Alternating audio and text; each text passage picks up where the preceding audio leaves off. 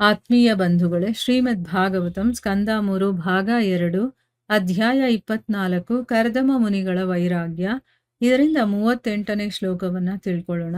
ಶ್ಲೋಕ 38. ಗಚ್ಚ ಕಾಮಂ ಮಯಾ ಪೃಷ್ಟೋ ಮಯಿ ಸನ್ಯಸ್ತ ಕರ್ಮಣ ಜಿತ್ವಾ ಸುದುರ್ಜಯಂ ಮೃತ್ಯು ಮಮೃತತ್ವಾಯ ಮಾಂಭಜ. ಅನುವಾದ: ಈಗ ನನ್ನಿಂದ ಅನುಮೋದನೆಗೊಂಡವನಾಗಿ ನಿನ್ನ ಎಲ್ಲ ಕರ್ಮಗಳನ್ನು ನನಗೆ ಸಮರ್ಪಿಸಿ ನೀನು ಬಯಸಿರುವಂತೆಯೇ ತೆರಳು.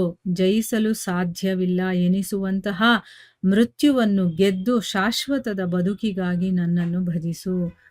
ಇದು ಶ್ಲೋಕ ಮತ್ತೆ ಅದರ ಅನುವಾದ. ಈಗ ಭಾವಾರ್ಥದ ಮೂಲಕ ನಾವು ಇದರ ಅರ್ಥವನ್ನ ತಿಳ್ಕೊಳ್ಳೋದಕ್ಕೆ ಪ್ರಯತ್ನ ಮಾಡೋಣ.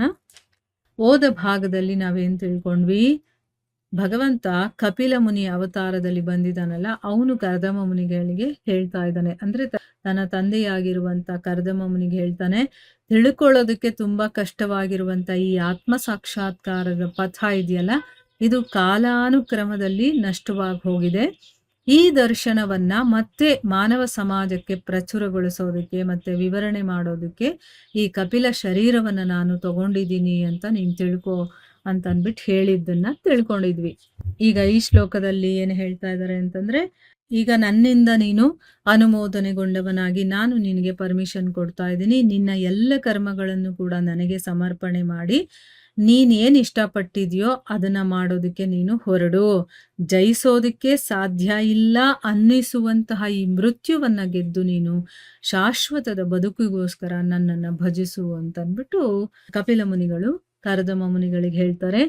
ಈಗ ಭಾವಾರ್ಥದಲ್ಲಿ ಗುರುಗಳು ಇದರ ಬಗ್ಗೆ ಏನ್ ಹೇಳಿದ್ದಾರೆ ಅಂತ ತಿಳ್ಕೊಳ್ಳೋಣ.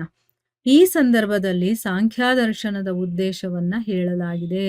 ಯಾವನಾದರೂ ಸತ್ಯವೂ ಶಾಶ್ವತವೂ ಆದ ಬದುಕನ್ನು ಬಯಸುವುದಾದರೆ ಅವನು ಭಕ್ತಿ ಸೇವೆಯಲ್ಲಿ ಅಥವಾ ಕೃಷ್ಣ ಪ್ರಜ್ಞೆಯಲ್ಲಿ ತನ್ನನ್ನು ತೊಡಗಿಸಿಕೊಳ್ಳಬೇಕು.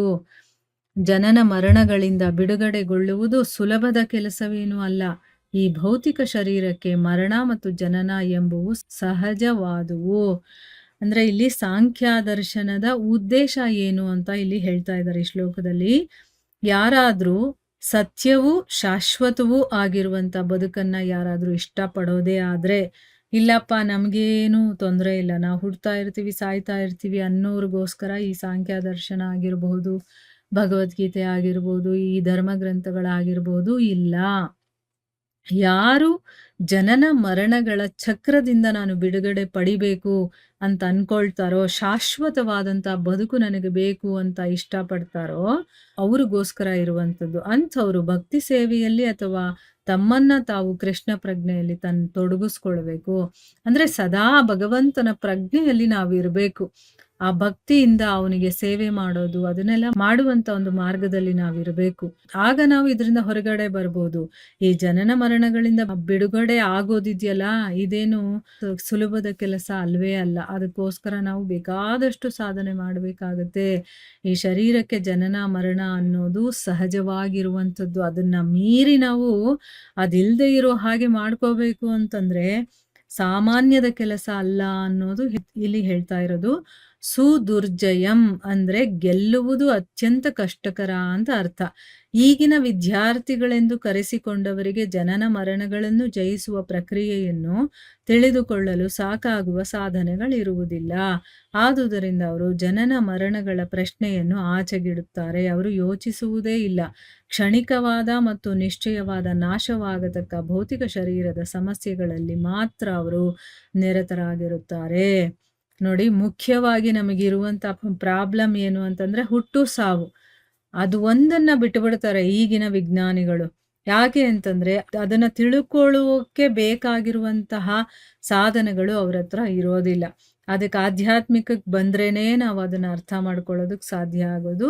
ಸೊ ಅವ್ರೇನ್ ಮಾಡ್ತಾರೆ, ಜನನ ಮರಣ ಅನ್ನುವಂಥ ಪ್ರಶ್ನೆಯನ್ನ ಪಕ್ಕಕ್ಕೆ ಇಟ್ಬಿಡ್ತಾರೆ. ಅವ್ರು ಅದ್ರ ಬಗ್ಗೆ ಯೋಚನೆನೇ ಮಾಡೋದಿಲ್ಲ.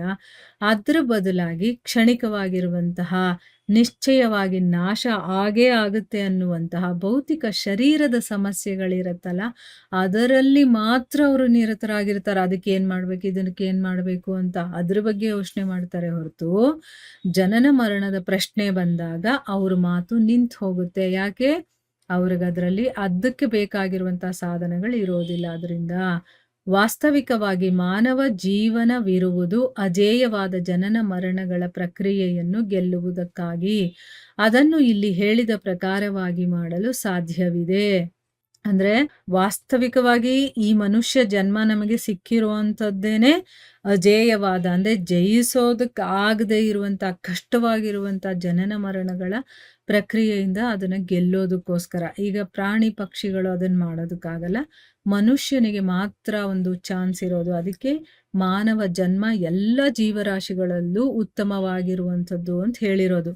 ಅದಕ್ಕೆ ಆ ಒಂದು ಜನನ ಮರಣಗಳನ್ನ ಗೆಲ್ಲೋದು ಹೇಗೆ ಅನ್ನುವಂಥ ಒಂದು ವಿಷಯದಲ್ಲಿ ಇಲ್ಲಿ ಹೇಳಿದ ಪ್ರಕಾರವಾಗಿ ನಾವು ಮಾಡಿದಾಗ ಅದು ಸಾಧ್ಯ ಇದೆ ಅಂತ ಹೇಳ್ತಾ ಇದ್ದಾರೆ. ಏನ್ ಮಾಡಿದ್ರೆ ಈ ಜನನ ಮರಣವನ್ನ ಗೆಲ್ಬಹುದು ಅದನ್ನ ನಾವು ತಿಳ್ಕೋಬೇಕಲ್ವಾ? ಅದಕ್ಕೋಸ್ಕರ ತಾನೇ ಇದನ್ನೆಲ್ಲ ಓದ್ತಾ ಇರೋದು. ಸೊ ಇಲ್ಲಿ ಗುರುಗಳು ಹೇಳ್ತಾ ಇದ್ದಾರೆ, ಮಾಂ ಭಜ, ವ್ಯಕ್ತಿಯು ಭಗವಂತನ ಭಕ್ತಿ ಸೇವೆಯಲ್ಲಿ ನಿರತನಾಗಬೇಕು. ಭಗವದ್ಗೀತೆಯಲ್ಲಿ ಕೂಡ ಕೃಷ್ಣನು ಮನ್ಮನ ಭವ ಮದ್ಭಕ್ತಃ, ಕೇವಲ ನನ್ನ ಭಕ್ತನಾಗು, ಕೇವಲ ನನ್ನನ್ನು ಪೂಜಿಸು ಎಂದಿದ್ದಾನೆ.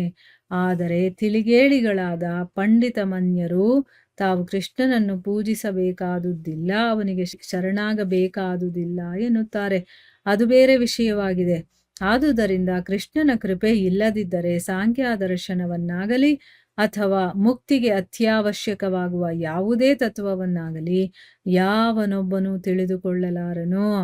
ನೋಡಿ, ಇಲ್ಲಿ ಆ ಜನನ ಮರಣ ಚಕ್ರದಿಂದ ಹೊರಗಡೆ ಬರೋದಕ್ಕಿರುವಂತ ಒಂದು ರೀತಿ ಏನು ಅಂತಂದ್ರೆ ಸದಾ ಭಗವಂತನ ಭಕ್ತಿಯಲ್ಲಿ ನಿರತನಾಗಿರ್ಬೇಕು.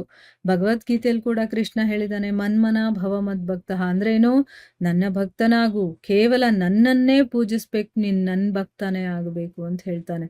ಸ್ವತಃ ಭಗವಂತನೇ ಹೇಳ್ತಾ ಇದ್ದಾನೆ. ಯಾಕಂದ್ರೆ ಅವನನ್ನ ಪಡೆಯೋದು ಹೇಗೆ ಅಂತ ಅವನೇ ಹೇಳಬೇಕೆ ಹೊರತು ಬೇರೆ ಯಾರಿಗೂ ಗೊತ್ತಾಗೋದಿಲ್ಲ.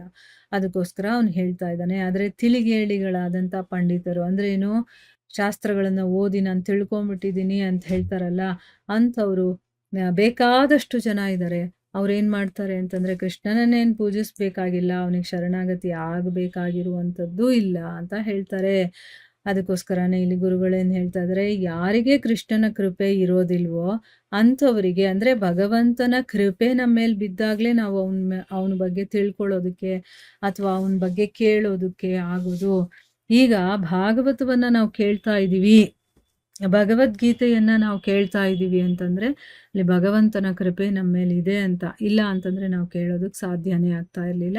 ಸೊ ಅವನ ಕೃಪೆ ಇಲ್ಲ ಅಂತಂದ್ರೆ ಸಾಂಖ್ಯ ದರ್ಶನವನ್ನಾಗ್ಲಿ ಅಥವಾ ಮುಕ್ತಿಗೆ ಅತಿ ಅವಶ್ಯಕವಾಗಿ ಬೇಕಾಗಿರುವಂತ ಯಾವುದೇ ತತ್ವ ಆಗಿರ್ಬೋದು, ಅದು ಯಾವುದೇ ಮಾರ್ಗ ಆಗಿರ್ಬೋದು, ಅದು ಯಾರೂ ತಿಳ್ಕೊಳ್ಳೋದಕ್ಕೆ ಸಾಧ್ಯ ಆಗೋದಿಲ್ಲ.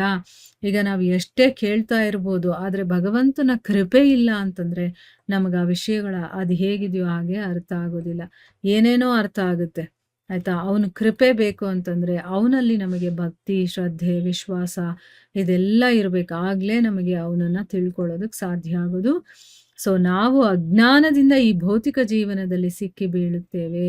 ನಿಜವಾದ ಜ್ಞಾನದಲ್ಲಿ ನೆಲೆಗೊಂಡರೆ ಭೌತಿಕ ತೊಡಗಿನಿಂದ ಮುಕ್ತರಾಗುತ್ತೇವೆ ಎಂದು ವೈದಿಕ ಜ್ಞಾನವು ದೃಢಪಡಿಸುತ್ತದೆ. ಸಾಂಖ್ಯ ಎಂದರೆ ಭೌತಿಕ ಬಂಧನದಿಂದ ಬಿಡುಗಡೆಯಾಗಲು ಸಾಧಕವಾಗುವ ವಾಸ್ತವಿಕ ಜ್ಞಾನವಾಗಿರುತ್ತದೆ. ನೋಡಿ, ನಾವು ಅಜ್ಞಾನ ಇರೋ ಕಾರಣದಿಂದನೇ ಈ ಭೌತಿಕ ಜೀವನದಲ್ಲಿ ಸಿಕ್ಕಿ ಬೀಳುವಂಥದ್ದು.